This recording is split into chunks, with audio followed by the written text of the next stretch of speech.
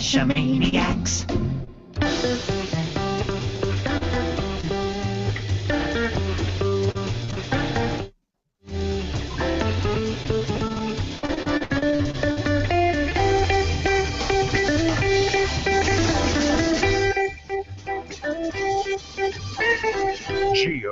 GeoGearHeads. Welcome to a very special edition of the GeoGearHeads. This is going to be something in addition to the regular weekly shows. This is 1.5, and we're going to take a look today at the new geocaching.com advanced search function with one of the men behind the scenes taking care of that new cool functionality for us. Welcome, Sean Boots, to the show. Thanks for having me. Appreciate it. Oh, it's our pleasure, and we're glad to have you here, and especially because we hear you're one of the very first guys brought on board to help out with the website, even on that first GeoCoin from Groundspeak, that very first Lackey coin. It's true. I was, I guess, of all the original people who were here when I was first hired, there's like maybe 4 of us left, I think. So, yeah, I was hired in 2004, and so it's been over a decade now, so a quarter of my life, I tell people, which is kind of crazy. I know that feeling well. I've been at the same job longer than I probably should have been myself. Now, one of the reasons we wanted to really sit down and take a look at this is, even though this is beta, and this is not even the version that's going to be available to the premium members, the premium members are going to be getting invites sometime soon to actually come in and take a look at this and figure it out. So we wanted to get a feeling of what this functionality is going to be that they're going to have access to. So do you want to give us just a brief overview maybe of what this is, and then we'll dig in a little bit further? Sure. I mean, basically what we're doing is we're overhauling geocaching search like basically altogether, because we don't really have a great substantial search functionality right now. You have to kind of dig deep into the site to get anything. I'm going to show you the old version of the search that we have, which is pretty basic, and then I'm going to show you the new stuff that we have, and I'll try to go through all the filters. And at the end of this, I'll kind of have a list of some cool little tricks and advanced things that you can do that you might find to be pretty interesting. Oh, very cool. That's exciting. As we mentioned, this is beta. It's going to be in beta to the premium members initially, but eventually this is going to roll out. But this is not yet going to be a replacement for like pocket queries. This is just for that on the site, that hands-on when you want to find something. Correct. Initially, this is going to just be a search for your caches, get a list of them, and then see them on the map. We have big plans for the future, but at the moment we're concerned with just bringing back things that people want to see. Excellent. So why don't we dig in and take a look? Well, let's take a look at what we got right now first. Sure. So let's see. So I need to do the screen share, I guess, right? So, all right. So right now we've got the.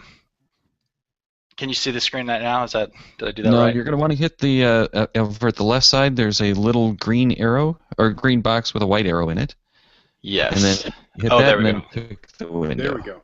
Yeah. Okay. Is that the right? That's the right screen. Let's see. Here we go. Oh, and I believe we got turned it. it Got off. it. Okay. Here we go. So right now, you basically our quote advanced search, as it is on the site right now, has you basically you can look through a drop-down list of types. Essentially, like there's all these like in a sort of hierarchical fashion within this drop-down. You can do select one of these or but it's always one. It's not multi. You can't do different ones at the same time. You basically just have a very limited type search, and then you get to select something such as like a postal code or a keyword or a GC code or a username or something, but it's very limited to this specific feature. You can't really do anything at the same time. And then you have to select the type, and then you actually have to type in like the actual code below it or whatever, and then you would actually just search for it. And then you get this very limited search that has a list of caches that you get or whatever, and it's displayed in such a fashion that's like kind of, we think, antiquated. So there isn't very much you can do here other than look at the type, look at a place or a one additional feature basically, and then you have to move on with that. So this is what we are considering our old advanced search or whatever. So it's really truly a basic search. If people wanted to do something truly advanced, they would have to get into the pocket query world, which has a pretty significant. It has a pretty significant. Let's see, like an advanced search, but it's very difficult to get to. Let me see. I don't even know. Oh, here we go. So you have a pocket query where you have to create the query, and then you have all of these different features, such as you have to kind of sift through the actual pocket query related things before you actually get to the search. So like which days it's going to generate or something. We don't really in a search you don't really care about these kind of things. So you're mostly looking to the search things which are coming down in these boxes below. So you can, at this point, you can do some more things like select multiple types or multiple sizes or various things, additional filters, but they're all very difficult to navigate through, and it gets kind of like convoluted. So anyways, basically that's what we have for our old stuff. You have one of those two options, a basic advanced and a pocket query advanced. Right, and that's what we've been recommending to most of our viewers and listeners. If they want that little bit of extra search capability, use a pocket queries and just don't necessarily run that search, run that pocket query, just actually use it as a search and do the preview. Basically, yeah, that's the only real way on the site as of this moment where you can get real results.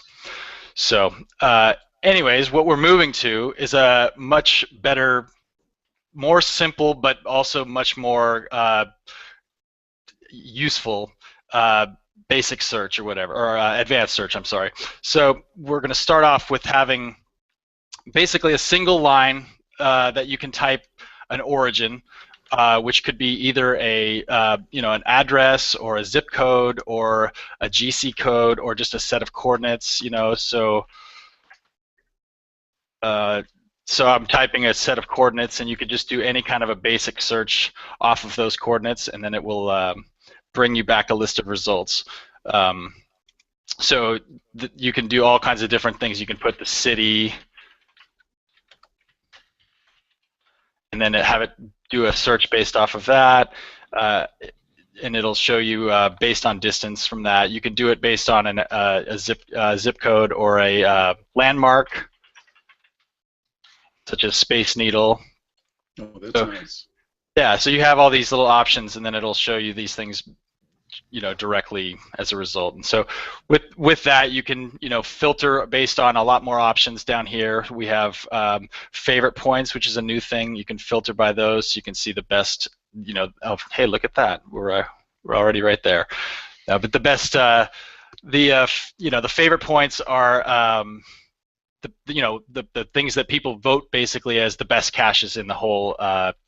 In your search results or whatever here. So this is allowing us to do that. You can search by size, from large to regular.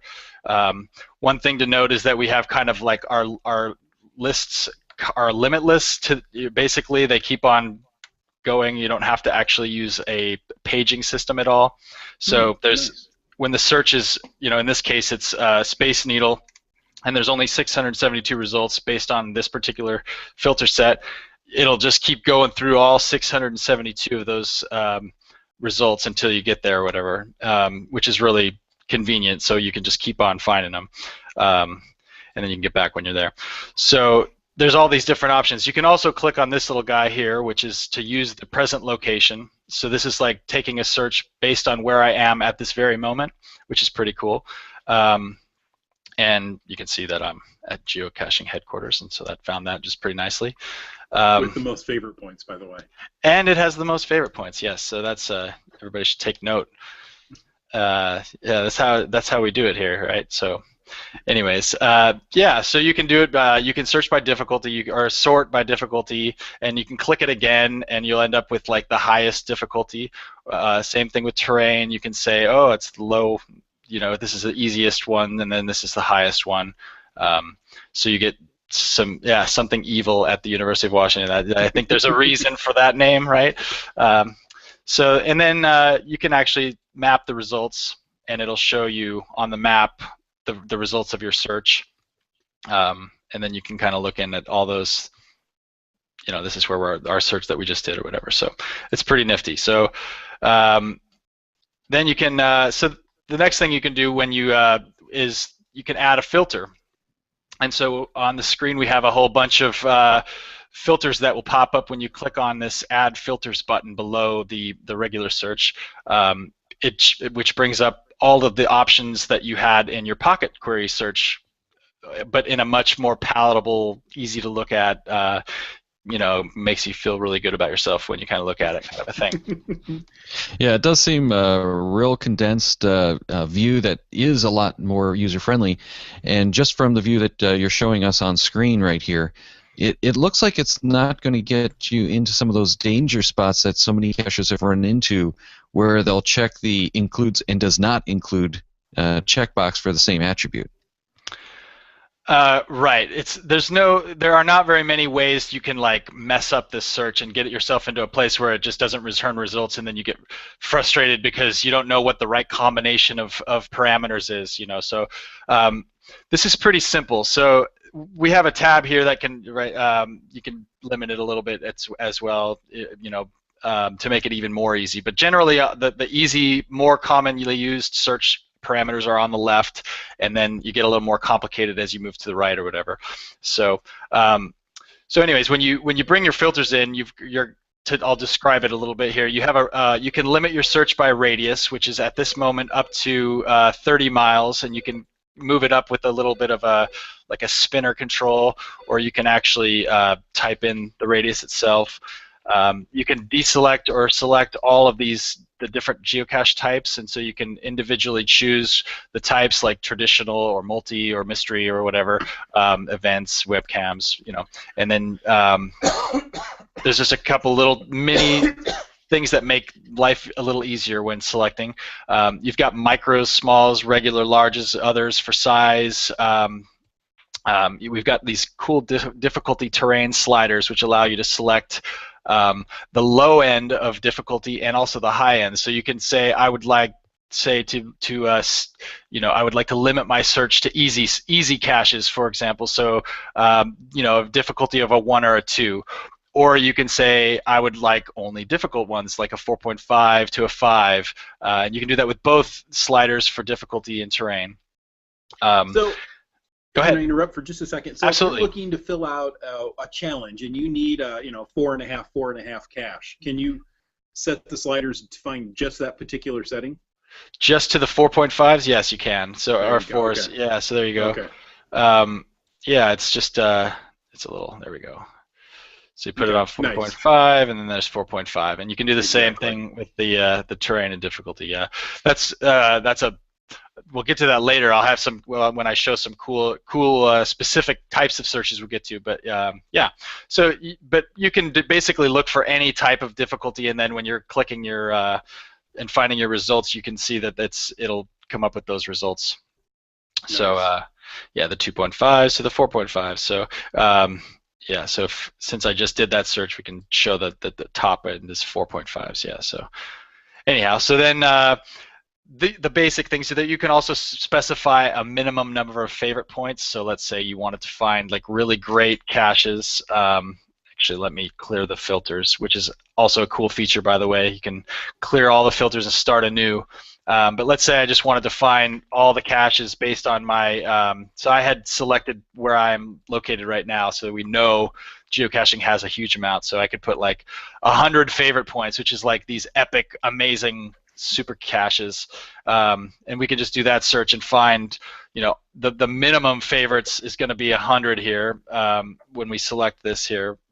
So this is like we ended up with 25 of those kind of caches in this area. So obviously, Seattle's a very nice place to cache.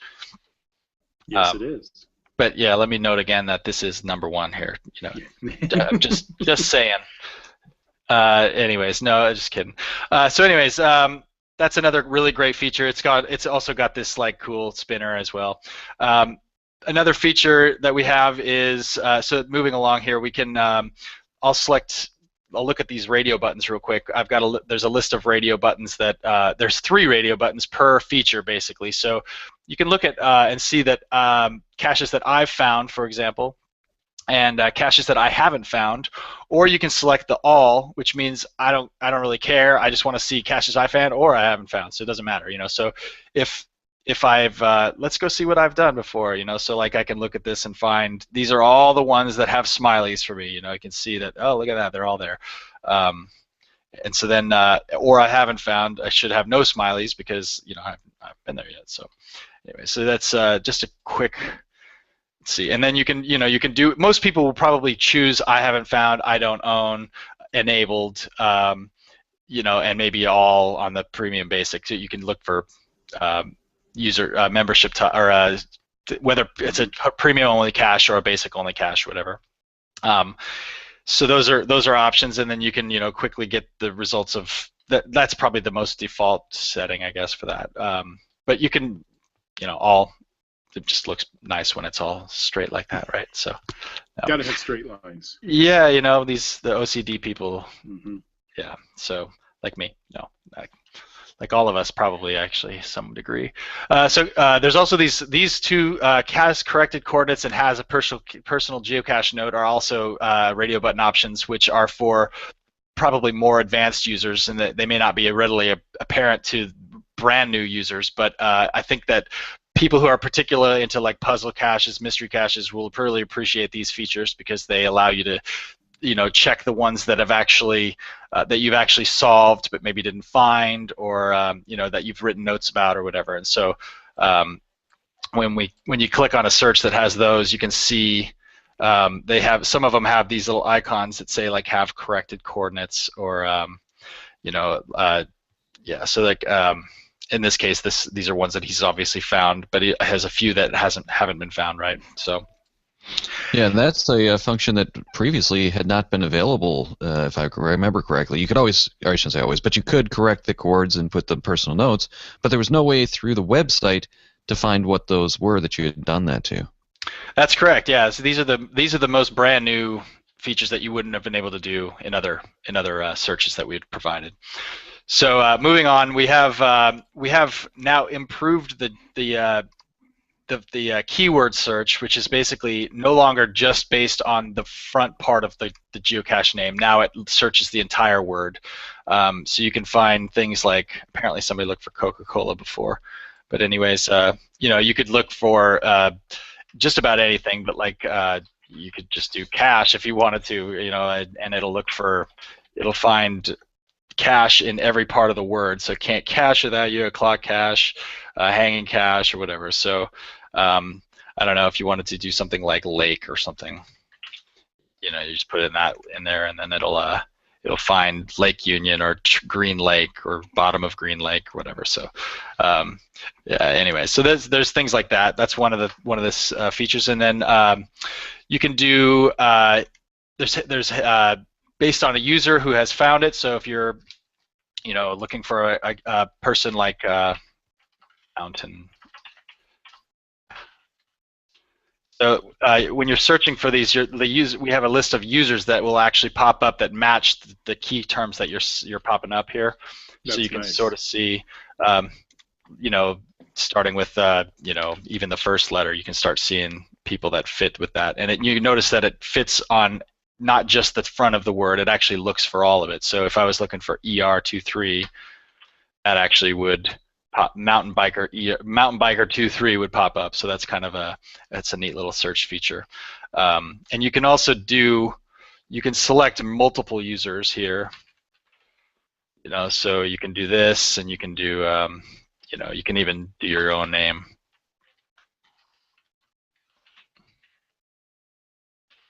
This isn't me, by the way. Ben and Jamie. I'm signed in as Ben and Jamie. I'm actually Boutron. But you can search for these. And And so that's another thing, is just this autofill, look for the name from the database kind of a thing is kind of nice. And same thing for hidden by caches. So, you know, you can look for some of these kind of names or whatever hidden by. You also can do a search for a region. So if I were to type, you know, let's say Michigan, you can see that it pops up the United States and Michigan.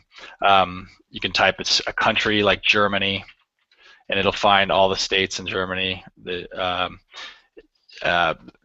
know, places like South Africa, and it even has this delimited into various states for that or whatever. So, and then you can do multiple. Impressive. Yeah, so you can do multiple regions. So Washington and Idaho, and you can do a search based on those two regions. And then, well, for example, you could say, I'm looking at Point, Idaho, and I don't want to see Canada caches. I just want to see Washington and Idaho.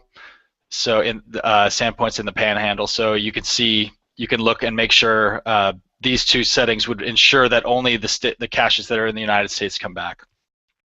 You could also do the opposite, and you could put like Canada, and then have only this search it originates in Idaho, but well, it's maybe a little too low based on our filter here.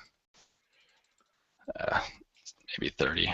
I'm not sure if that's going to work. Actually, that might not be high enough up there, but maybe not. So I should have used a different city. But anyways, if you were at the border on Idaho, it would work that way. So anyhow, so that's those are the basic features that we're providing on this particular search filter piece or whatever. So I was thinking what I would do is I would show you a couple of specific cool things that you can do with it to get some, some more advanced searches. I've already shown a couple of them. Do you guys have anything you want to add for now, or? No, I'm really liking what I'm seeing. This is very impressive, and we know we have to go. So why don't you show us what you gotta show? Yeah, or why don't you show us there? Sure. So I've got a couple things here. Like the first thing that's really important to note is, or geocaching with a group is now something that's really is a possibility. It's something I can choose to search based on, if I have a group of guys that I want to go geocaching with from the location I'm presently at. I can first select the location I'm in at the filter. I can select to open the filter. Then I can say, caches that I have not found, and we can also say caches that I have that the person who I'm with has also not found, right? So mountain bike, for example, let's say. Mm-hmm. If he's with me, and this Boutron character, if he was with me, and I hear he is quite a character. Oh, he's a bundle of fun, that guy. So if we have these guys, and then let's say prying Pandora. So these are some people who all of these people have numerous caches found in this area. So it might actually be really difficult for us to cache together, where we actually would find something that none of us had ever found before. So what this feature does is allows us to say, look, only caches that none of us have found are going to be included in this search. So we'll start with that. And so it's going to go and look in the Seattle area, and it's going to find all of these, and these are the ones that we haven't found, right? So so when we make our trip, we know that this is something that we can all enjoy together. We can also say, look, how about traditionals only? So it kept all those settings, and now it's filtered them down to these particular ones of this particular type. And then we still maybe want to filter it even less. Let's say within, how about let's say 2 miles. So these guys are they're all so crazy good, so we have to expand it a little bit. So there's only one within the 4 miles that those 4 people haven't found. So that's actually, let's keep bumping it up and see. So that now we're getting into a more reasonable selection, and then we can do, we can actually look for the favorites. Let's say I want the best of the bunch, so we'll do 5 favorite points. And so now, by sorting on the favorites, you can see that we have come across, within a few miles of our this might be the list that we all decide to go after. Oh, and we may not even want to see the disabled ones too. So, yeah, and enabled only. Yeah. So basically, it just gives you a lot of power to do that. So the other thing is, if one of those users happened to be basic, it would be nice to include that person so that they would be able to log them. So you can actually say basic only caches, and so that's the case. So now we've limited ourselves. We've got a list of 9 results that allow us to see. This is a group that if we all go on this hunt, we're going to find stuff. They're going to be great caches. It's going to be a great trip. Yeah, and now you know where to go for lunch tomorrow. There you go. Yeah, exactly. And then you can. This is another thing to note. In this, go ahead. I was going to say, in this search, you did not include the user you're currently logged in as. Is that included by default? I said I haven't found on this one. So okay. So I good. technically did include it. And actually, had I done that, it would actually have worked just the same. So, and actually, yeah, so technically I don't actually have to do this. I could say all and use that instead, but they basically are the same thing. So, yeah, that's a good question. We are likely going to make this so that you don't have a choice. Like if I put myself on here, it probably would automatically select that, or vice versa. So that's something we're going to probably look into. So another really cool thing, let's start with a new search. One of the things that people can use this geocache name contains for is you can do things like searching for challenge caches, for example. So most people use challenge in the name of the cache when they do the search. So let's say, let's actually say we did a search from, Detroit, Michigan, for no particular reason. Other than what a great town it is, right? So, challenge cache in Detroit, Michigan. Let's see what we got. Did I click it? Oh, it did not. Oh, it's apparently Detroit, Michigan is not making the map. Oh no, now it sees it. I had to put a comma. So there are 3 challenge caches within 5 miles of the center of Detroit, Michigan. So maybe we would want to expand it out to a little farther out to see if we can get a little farther. And maybe in the meantime, maybe we'll put a few favorite points on it and see. So now we've got all our challenge caches in this general area. These are going to be great caches because they're favorites. You've found, another thought is another similar type of cache would be like the ET highway cache. So I just happen to know that putting this ET is how they put the names on there or whatever. Don't need to do favorite points for this one. And then I'm gonna want to say Nevada, I believe, is where that's located. Mm-hmm. And I should get rid of Michigan as well. So doing this kind of a search allows you to find all of these ET caches. So the extraterrestrial highway series. Highway. So this is a great way to look for series caches or whatever. So yeah, so there's that.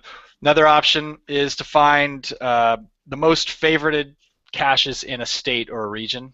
So let's say we wanted to see the best caches in the state of Washington. Actually, no, how about we do Michigan? Because Michigan is so great. And we're kind of stingy with our favorite points. That's true. That's probably I've heard that Michigan is the #1 most stingy country when it comes to region when it comes to favorite points. That might be. And Washington, we're very liberal with our favorite points. Yes, we are. We do. We give those things for anything, especially for the headquarters cache, because everybody's trying to kiss up to us, I think. Yeah, that's it. They think that we're going to give them stuff. And that's true. You do, right? And we probably will be giving them stuff. Yeah. We're nice. We're nice people. Anyway, so let's see. Yeah, so most favorited points so we just basically are going to do a search on Michigan, and then we'll be able to we'll sort by the favorites. And now we know that this tri-state marker is pretty awesome. and it's a virtual cache, which is interesting. But these are the ones, maybe if you're going to Michigan and you want to see some cool stuff, this is where you go right here. Oh, and look at it, it's another evil cache. This is kind of a theme for today, I think. Well, the harder they are, the more people tend to like them. Yeah, it's true. Well, speaking of hard and difficult caches, that's another thing that we talked about earlier, which is to find rare difficulty and terrain combinations. So a lot of people are collectors of various types. They're trying to fill out their grid on the stats page, but it's really difficult to find certain types of caches. So maybe like a 4.5 difficulty and a 4.5 terrain in there. We'll actually go to Washington now. Flight. And then we'll look for these. And now we're looking at actually, and I'm actually even going to do it close to where I'm at to see if there's nothing close. So obviously we know how difficult this is. You're going to actually have to expand out here. Yeah, a downtown area usually doesn't have 4.5 terrain. Yeah, that's true. Although we found a couple. We have found a couple. This May Creek is too tough, so it says, and exaggerated. These people are good at the names. They're putting great names for these difficult caches. But anyways, if you need to find a 4.5, there's 4 of them or 5 of them right there. So that's a pretty cool thing to do. So yeah.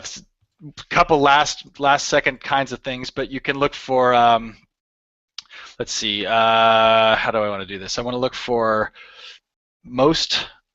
I will look for easy caches, really easy caches, based on a landmark. Let's see, I want to go back to this landmark. So we're looking at the Space Needle again. And then we're going to be going to the easy caches around the Space Needle. And I'm, in this particular hunt, I'm really only looking for traditional. But I want them to be good, So I want them to be, 15 at least favorite points because I'm picky like that. And so there you are. You've got. Look at that. You don't even have to walk. I didn't think you'd come up with any. You have 3. You have to go a football field away from the Space Needle to find a 40 favorite point John T. Williams Memorial Totem Pole. It's an excellent option. Dinosaur Train. Even these names, they scream favorites to me. Yeah. So. Now I'll admit the Dinosaur Train cache is a good cache, and it's a simple cache, but it's really done quite well. Right, but we were asking for simple, right? So this is is just what we want, and it just so happens that we've already found this one, Ben and Jamie. This is perfect for when you're doing that quick park and grab at lunch, or going for a few caches with the family right around the vacation or that weekend spot. So this is going to be really nice. Yeah, it's a very useful term, a very useful feature, function, whatever. And it's in we're still evolving it and we're having it focused tested or whatever, and so we're trying to hone all the very details on it to get it to be something that's really usable and helpful. And we have big plans for it in the future. So yeah. So that's what I got. Yeah. Well, thank you very much. We really appreciate your time, and we'll let you get back to some coding. Well, thank you. Yeah, I have lots of that to do today. Let me hand you back to Eric. Thanks for having me on, guys. Thank you so much. So yeah, I'm really liking what I'm seeing there. It'd be nice to have the Pocket Queries functionality eventually come into this, but this is something that really I think is going to be a lot of help to most of the cachers. What do you think, Chris? Oh, without a doubt. And I can understand, bringing it up in increments. Let's bring the functionality of the advanced search, and then we can build off of that once we know we've got it working well. Oftentimes, we try to stretch too far and say we want all of this, this Cadillac of search engines. And if it doesn't work right, the users are going to lose faith that the whole thing will work. So if we bring it up in small pieces and just add on more functionality, people gain not only familiarity with the tool, but they gain comfort and confidence that it's going to work when they need it. Yeah, yeah, and we can ask Eric a little bit more about like when and everything this is going to start rolling out when he comes back on. But I'm just looking at this thinking how great this is going to be for those people who have had so much trouble figuring out how to do some of those basic searches in the pocket queries without mixing their modes so that they're including what they just told it to not include and vice versa. Exactly. And I've seen that in pocket queries helping people out that, they've included and excluded the same content and they're not getting what they're looking for. So yeah, definitely. Well, and one of the other things I was looking at is how much nicer the lists are that it returns than what I'm used to seeing from the website. So they've done some work on that listing as well, and it's just a lot more comfortable than anything else, and a lot easier to get some knowledge without having to do a whole lot of work to parse it. Exactly, and I love that all the columns, you can sort on the columns. You can sort ascending with a click, descending with 2 clicks, much like what we're used to seeing in all the other search engines and databases we're working with. Absolutely, and that really does help make this a lot more powerful from what we've seen. Not only can you filter, but you can then also say, okay, show me the ones that have favorite points within 10 miles, but show me which one has the most favorite points. And then you can build your target lists from there. So yeah, I'm really liking where this is going. And of course, we don't have the pocket queries feature right now, but you can always go into each one of those, read up on it, add it to the bookmark list if you're a premium member, and advanced search right now is only going to be rolled out to the premium members anyhow. But this way we have something where we can use that list to cherry pick, kind of like we've talked about on some of the other shows with using the route files and cherry picking using the list. Just another great way to get it. Eric, I think you're back on. Go ahead and unmute yourself when you're ready there. But we did mention that this is going to be rolled up to a premium member shortly. And then how's that going to work? It's just going to be an email? Yeah, so what you'll see is an email which will give you directions on how to access the beta test for the advanced search. And what we hope is that people really get in there, kick the tires, feel how this feels to them as an advanced search tool. And Sean, I think, did a great job of kind of giving you that compare and contrast what we currently have as an offering and what we're evolving into.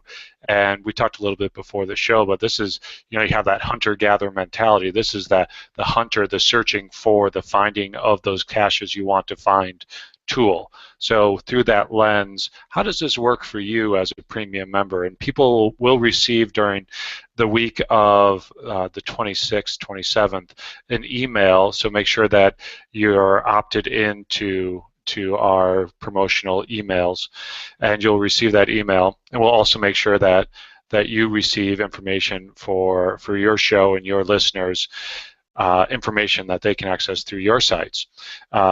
So they can find how to access the beta test. And then they'll have a couple weeks to play with it, give us feedback, and at the end of that week, they'll receive another email with a survey.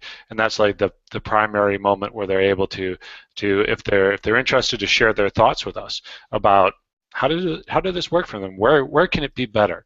And we're finding our geocachers are more and more guiding the future of the geocaching experience. So that kind of takes us out a few weeks from where we are right now, and then we'll have a release to all members so they can begin to enjoy this product. And senior developers like Sean, that you just saw on the show, are back getting their coding on and producing what's next for geocachers. Excellent. And I understand, Jamie has been talking about on some of the other shows, but there's a forum that is really shaping what development is happening over there at the lily pad. Yeah. So it's about a 4-step process. So we're constantly talking to folks who are out geocaching on all levels, whether they're just beginning or they've been geocaching for quite some time. And from those conversations, these ideas bubble up about what should be next. And we use a gaming process to help really define what features, functions, tool sets should our developers focus on next through this process. So that's the step one. Step two is this forum that you just mentioned, and we really would like people to get in there. It's not active all the time, but once ideas bubble up, we put them in the forum and we let people kind of poke at them, let them tell us what's good, what needs to be included, what shouldn't be included, where we can define what we call the scope of the project, and then it moves into development. We have beta testers once the product is in a state where people can look at it and engage with it. And from there, we take that information from the beta testers who have played ideally and had a great time using a new tool set, and then we release that to premium members. So this, what you saw Sean play on, that great new advanced search tool, has been months and months in the making. In my mind, I always think, well, it's you just move a button over here. It's about that easy. It's pretty complex. So to make sure that we have the time to do that, and we're making sure we're moving that button to the right place, geocachers are crucial in informing those decisions. Well, that's completely true, and I appreciate the programmers like Sean. And so thank you, Sean, for the work that you've put into this tool, and I look forward to seeing you here in the next couple of weeks. Yeah, I know that this is a great opportunity too. Like this product, what they call a product with this tool, this really powerful, hopefully intuitive tool, has been Sean's baby and so many people's baby for so long that I'm glad he had an opportunity to talk to you all and kind of show it off and kick the tires a little bit and give you a tutorial and some fun tips and tricks about how you can use this pretty advanced tool, and then you all will help form what comes next. Excellent, and I'm sure so many people are going to be really happy when they actually get their hands on this. And you're highly involved in the blog, and I assume we're going to see something in the blog about this as well. Yeah, the blog's a great place, blog.geocaching.com, to be able to keep up on what's latest in the geocaching world, and also to check that inbox for emails from us. So the blog, our Facebook presence, Twitter, Pinterest, Instagram, we're across all of these. So we make sure that we try to engage and talk and listen with the geocaching community, because we're part of the geocaching community. So the blog is a great place to stop, the geocaching blog, to stop and check in and see what the latest and greatest is. Well, thank you very much, and thank Sean again for us, if you would, for taking the time out of his day to show us his baby. Yeah, absolutely, I will. So check the Cache Maniacs website at cachemaniacs.com for more on the GeoGearHeads, including show notes for this and all of our episodes. We love hearing from our listeners, so leave us feedback by calling 206-350-3647, by emailing geogearheads@cachemaniacs.com, or through social media. Your support helps keep the Cache Maniacs shows coming. Please consider becoming a patron through the link on our website to support the Cache Maniacs shows. GeoGearHeads is produced by Chris Stefanower and Daryl Wanberg. This show is copyright 2015 by Daryl Wanberg. All rights reserved.